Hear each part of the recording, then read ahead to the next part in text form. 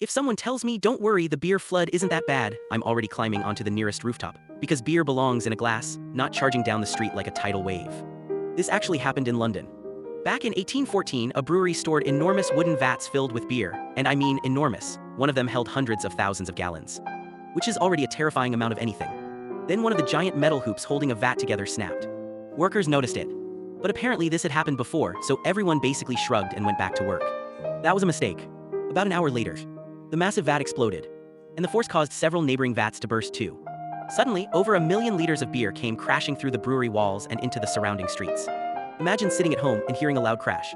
You look outside, and your neighborhood is being attacked by beer. The wave smashed buildings, flooded basements, and swept through one of London's poorest neighborhoods. People had no warning. By the time it was over, 8 people had lost their lives. Honestly, that is one of the saddest ways a sentence has ever ended. The craziest part. Crowds reportedly gathered afterward to scoop up beer from the streets and damaged buildings. I'm sorry. There has just been a deadly flood and your first thought is free drinks. Human beings have not changed in 200 years. The brewery wasn't found legally responsible because the disaster was ruled an accident, and it eventually rebuilt before moving years later. Today, almost nothing remains of the original site. But the story of London's beer flood still survives as one of the strangest industrial disasters in history.